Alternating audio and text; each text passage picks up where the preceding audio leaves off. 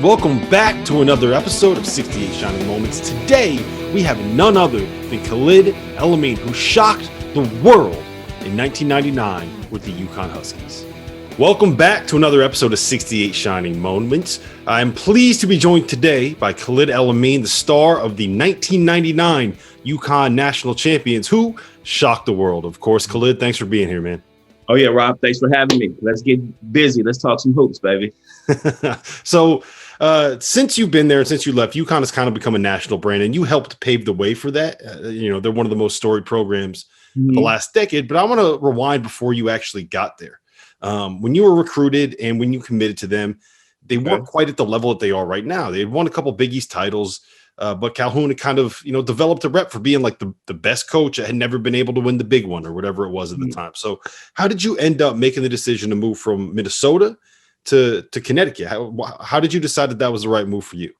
Well, it all happened on my visit. UConn had been recruiting me throughout the high school, but early in high school, I had made the commitment to the University of Minnesota. So I wasn't being recruited by any school, and had the opportunity after the ABCD camp. I was one of the top 10 players at ABCD camp, and I got an opportunity to play with the Long Island Panthers and Lamar Odom's AAU team. And so I was on the circuit with the Panthers, and of course, Lamar Odom was one of the best players in the class of 1997, was being recruited by everyone. And so had the opportunity to, see how he was being recruited, and got kind of jealous, him having all the attention. And, after a while, I started to think to myself to see if Minnesota was the best place for myself. So, after a few tournaments on the circuit, I decided I was going to, give up or declass myself or, the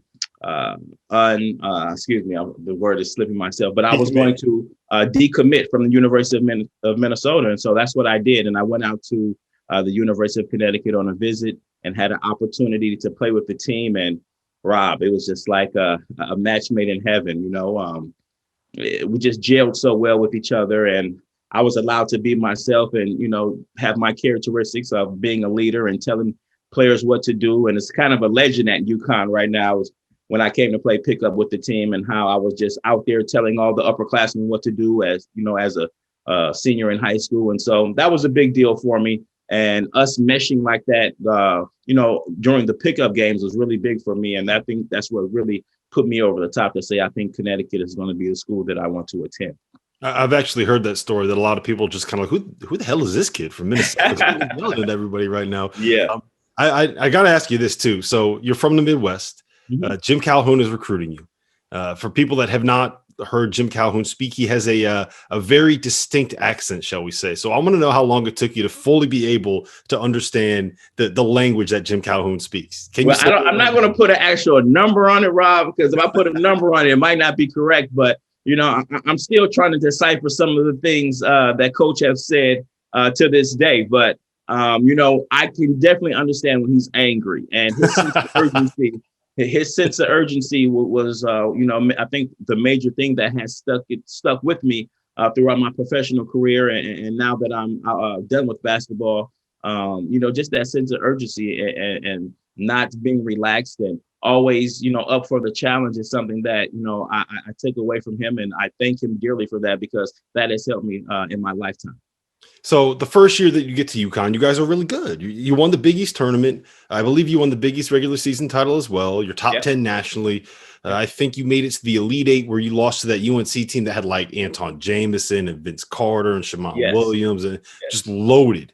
But you guys returned everyone for the 98-99 season. So heading into that year, like what's your mindset? Are you thinking like, hey, this is our year. We're going to go win it all. Like, look how good we are. This is our team. We were coming off, like you said, the Final Eight, the Grade 8, and losing to North Carolina basically on their home court. So that gave us a lot of motivation and a lot of confidence to come to the next season. Like you said, we returned everyone. Everyone knew their role.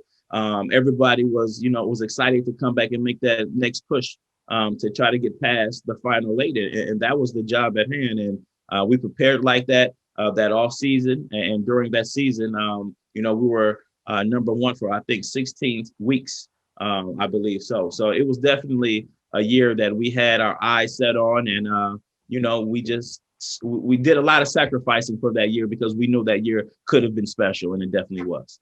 Yeah, I looked it up. I think it was from December 6th until February 16th. You guys were ranked Okay. number one in the country, which is actually a little bit of a talking point for when you get into that tournament, because everyone said Duke is the best team in college basketball, and you had spent so much time with that hype. But before we get into the actual Duke game itself, I just got to ask you, everyone thinks about, at least, so I grew up in Connecticut, right? And I was very aware at the time that there was kind of this narrative around the UConn program that, they were good, but they couldn't actually get it done, and they couldn't win the big one. And it's always like that, right? Like any coach that comes up, they're the best that can't get it done until they actually get it done, right? Until they actually do it. So you're heading into the Elite Eight game. You're playing 10 seed Gonzaga, and Gonzaga back then is not what Gonzaga is right now. This was very much their introduction to the country, and you guys are down at halftime. So I've always been curious. Like, what is that halftime locker room like? Are you guys nervous? Is it getting a little, are you getting a little worried about it? Or are you guys just kind of like, well, yeah, they came ready to play. We just got to go get it done in the second half. Yeah, I don't think that we were, I can call it nervous at halftime. I think, if we were down, like you say, we were down, then it was one of the more fiery speeches that Coach Calhoun gave us. And, and I think a part of that was on me. During that game, I didn't have one of my best offensive games.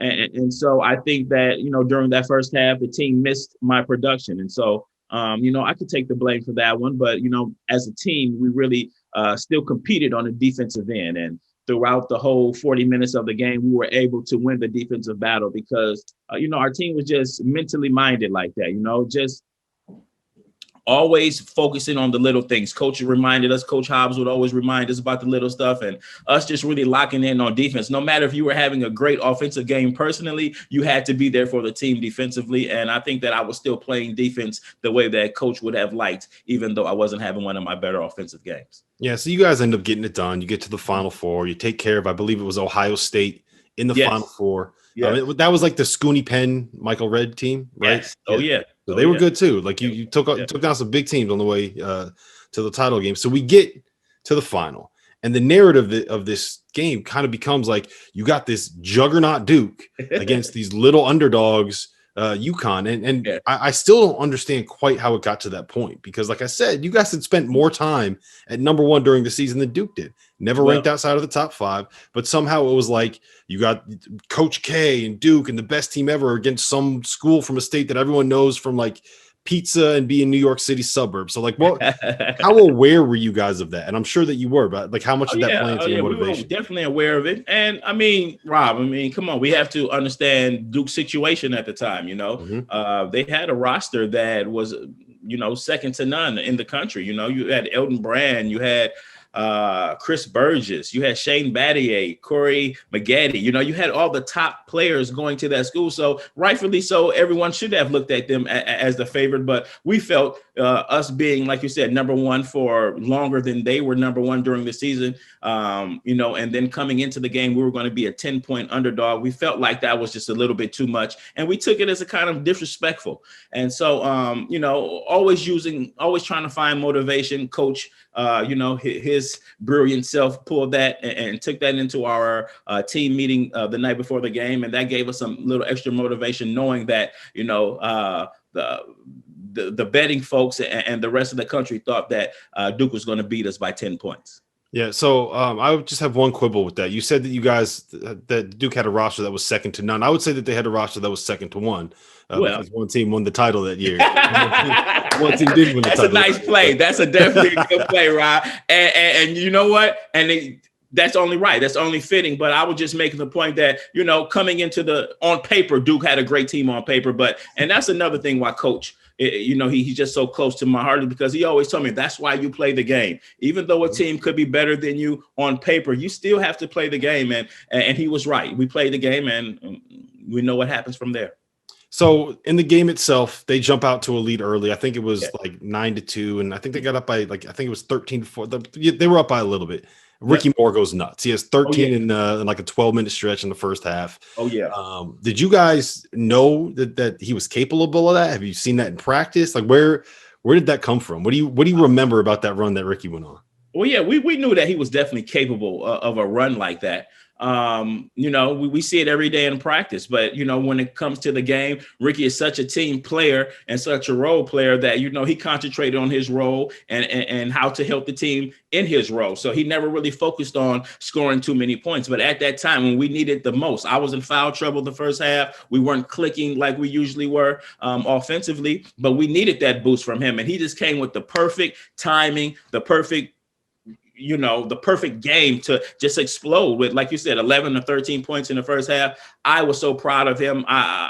For me, not being able to have a great first half, but him for picking up the slack, he gave me extra confidence for the second half to go out there and perform. Before we continue that interview, I just have to let you guys know that it is that time of year again. We have waited 2 years for this moment, and it is finally here. March's biggest tournament is back. Gonzaga's getting ready to run the table. Slippers are being fit as we speak. And our partners over at DraftKings Sportsbook, America's top-rated sportsbook app, are putting our listeners at the center of the action. How? If you bet $4 on an underdog in a select game this week and that underdog wins, you win $256. That's right, $256. Here's how it works. You download the app now. You use the promo code FIELD68 when you sign up. Scroll through the list of select underdogs, bet $4 on one of them to win, and cash $256 when they do. There is no better way for you to put your college hoops knowledge to the test and then to put your money where your mouth is with DraftKings Sportsbook. It's safe, it's secure, it's reliable. You can deposit and withdraw your funds at your convenience. I know this because I use them. So remember, the code is FIELD68. That's FIELD68 to turn $4 into $256. For a limited time only, you must be 21 years or older. Restrictions apply. Go to DraftKings.com for details. Gambling problem? Call 1-800-GAMBLER. Right. And so when you're the point guard, right? You see that your guy going like that. Are you just feeding him the ball every single time, trying to figure out where he is, how to get him open? Definitely. When I was on the court, I was trying to get him the ball, but the ball was finding him. And that was just a great characteristic about our team. When somebody had the hot hand, the ball seems to always find those hands. So it was kind of a deal of, we knew he had it going. So let's make sure that we continue to feed him.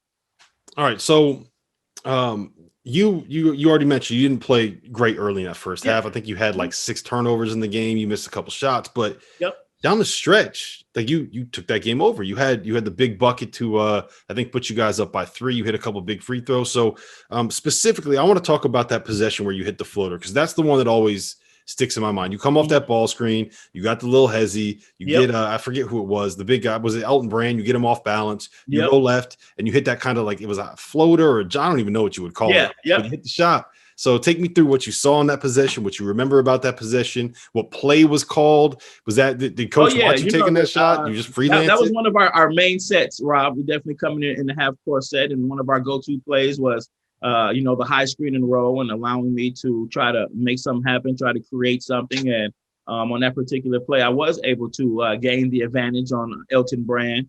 Like you said, a hesitation move, and got him to stand up a little bit, and I was able to get past him a little bit and was able to hit the floater. Like I said, it was one of my main shots, and a shot that I practice all the time. So I had a lot of confidence with that shot, and I was able to knock it down. And I always prided myself on stepping up in the big moments. And I think that's when every big time player really shows himself, is in those key moments, in the moments where down the stretch where the team needs you the most. And, I like I said, I really looked at my player as a closer. And I was able to make a big time bucket for our team when we really needed it. Yeah, I think there's a generation of high school kids in the state of Connecticut that was their move, right? They come left, a little hezzy, and then try to get someone off balance and go. Because I'll tell you what, man, I in the driveway, I did that a whole bunch of times. Oh yeah. Hey, the hesitation back in the '90s was a very popular move. I should have copyrighted it, but I didn't have the business genius in my mind back then. But it definitely was a great move, and I was able to gain the advantage from it. And every guard should have that move in their repertoire. So you guys take a 3-point lead. Duke comes back and scores. They get a stop. You force that turnover. I think it was Ricky on Trajan Langdon. He ends up it was traveler or double dribble or something. So it was Ricky on Trajan Langdon for about 10 seconds, and then it was Langdon on 4 of us because we all crowded him and ran over to him. But yeah, Ricky Moore did a terrific job, man. And what else could we say about that, man? The guy who was the best defender on our team, who always took the challenge of guarding the other team's best player, and man, he stopped them on the most important possession. So, we were all back to back, twice in the last 15 seconds. He stopped the guy was a monster, man, and that's why we loved him so much, because he was always ready and stayed ready. Did you ever get him in practice? Oh yeah, early on as a freshman, we had our battles. You do that, as an upperclassman and younger classman, I had to earn my stripes, so to speak. So we was a lot of one-on-one games with me and Ricky, and I had to earn his respect. And that's what happens in college basketball. And so I was able to do that early on, and I gained his respect. And so he was able to, and felt good about scooting over and allowing a younger underclassman to come in and play such a pivotal role for our team. So you hit 2 big free throws with 6 seconds left in that game, right? Can you just what do you remember from those moments? Like, what's going through your head? How much pressure is on you? Are you nervous? Like, that's what everyone dreams, right? All of Minneapolis is watching you. You can't miss this shot, and that's what's going through my head. But no, I know I practiced free throws, shot millions of free throws throughout my career, and it was just another shot. And like you said, big time players. And like I said, I prided myself on making the big shots during the stretch and when my team needs it the most. So to me, it was routine. No matter it was 60,000 people watching me, I just wanted to, shoot the shot like I regularly do. And, I was blessed for it to go in, both of them. The first one you switched, the second one kind of rattled home a little bit. It rattled in. Me and William Avery had some words before that. That's the reason why the ball hit the rim so much, because I wasn't really concentrating on shot. I was concentrating on making my point to him. Well, I think you did, man. I think you did. All right. So then comes the play that everybody remembers, right? Trajan Langdon going full court, kind of runs into like 4 different people. Oh, yeah. Falls down, turns the ball over, and you take off running. You go straight to Jim Nantz, and everybody on the broadcast hears, "We shocked the world. We shocked the world." Just take me through that moment, like what you're feeling, what you're thinking, like why are you running straight to Jim Nantz? Like what happened there? I mean, when we were able to stop Trajan Langdon and we're able to turn them over, and the clocks were at 0 and we were up. It was just a lot of adrenaline, Rob, of course, being number 1 in the nation, beating the big powerhouse Duke, just all of those emotions came out. And, I don't know what made me run over to the table, but I had remembered that I did say we were going to shock the world at the beginning of the game. So, it was only fitting for me to run over to the table and just, let the fans know, let the country know, and let UConn know that, we shocked the world, and, we told you we were going to do it. How was it so audible on the broadcast? Did you like grab his headset and put it on the screen? Did you get in his face? I don't know how. I don't know. I don't know how it was so clear, but I must have been yelling so loud. So, like I said, it was a lot of adrenaline. 60,000 people. I had to be loud. So, it was just something that of the moment right then. But hey, man, we felt great. It was a long season. And so for us to top it off with a championship was just icing on the cake. How often do people reference that to you? How often do you hear "We shocked the world"? It depends on what state I'm in. If I'm in Connecticut, I'm going to hear it at least 3 or 4 times a day. All right. But I don't mind it. Hey, yeah. We're notched down in history. You can't take champions away. So, hey, I'm fine with that. I can hear it 20 times a day. It wouldn't bother me. All right. So, I've talked to a lot of people doing these one shining moment things, yeah. And I think it's weird. Some people remember the biggest moment like crystal clear. They remember every single little thing, like to the smallest detail. Others just don't remember anything. I did one of the Steve Merfeld, the guy who was the coach at Hampton. They got picked up after they beat Ohio State. You know that picture where the guy's holding him and his feet are just kind of sticking up in the air. Yeah. He said he doesn't remember any of that. Like he just completely blacked out during the celebration. So I want to know, from the time of the final buzzer until like you guys are back in the locker room celebrating, like what do you remember about that? What are your best memories? Like, who are you going and hugging first? Like, do you still register all of that? I can remember. It's just a blur. It is almost a blur, but I remember this, just the feeling of elation walking back to the locker room. with the guys, all smiles and you know, just hugs and tight hugs and just the camaraderie of the team, and knowing that, you know, the job that we set out to do, you know, back in the preseason, back in November and October, paid off. And it was just a great feeling. And I just remember soaking it all in, like, wow, we're number one in the country. And, you know, it was just a great feeling in that locker room with the brothers and with the team. It was just phenomenal, man. I can't speak it into words, but it was just a great feeling to know that we were the best team in the country. What did you guys do that night to celebrate? Oh, man! You guys go back now that's not a blur. Now we all hung out together. We all spent our time. The families were together, and we just had a great time in the team hotel. Man, I don't think anyone went to sleep. We were just, you know, up going crazy and just couldn't wait to get back to the home turf, to Connecticut. And wow, when we landed and saw the fans on our welcome ride back to the campus, it was phenomenal. It was really beautiful. So I got a chance in 2019, actually in Minneapolis, after Virginia won. I was able to go and into their team hotel, into the team party afterwards. And what I don't think people realize about this is the national title game tips off at 9:20, right? It's not going to end until like 11:30. Then you're going to have the celebration and cutting down the nets and doing all that kind of stuff. Yeah, you'll get That'll back. take you until like 12:30 or 1. Then you have media that you have to do until like 1 or 1:30. But see, just come say hi to someone real quick. Oh. Okay, give me 1 second, okay? I see your car. Can be quick? Yes, we're almost done. So all good. We'll keep. Maybe we'll keep that in. Maybe we won't. Sorry about that. So yeah, I made it back to the team hotel to celebrate with them, and I don't think people realize, like, so after you cut down the nets, it's probably like 1 o'clock, right? And you got to take the team bus back, and you don't actually get back to your hotel until like 2:30 in the morning. At which point, like, you got to get your post game meal at some point. Like, so it's wild how long that process ends up going. So when you say you don't sleep, it was like probably like 3 or 4 hours before you had to wake up anyway, right? Oh yeah, it definitely was. And who wanted to sleep at that night anyway? And you know, we wanted just to stay up and keep the memories going and party with your family. We know with the fans who supported you. So it was a great night. I didn't need to go to sleep. I think I stayed up, you know, until the next night. I probably was up 48 hours straight. So I heard a story about after the game, right? I heard a security guard stopped you at one point during the celebration because he didn't believe that you were actually a part of the team. Is that true?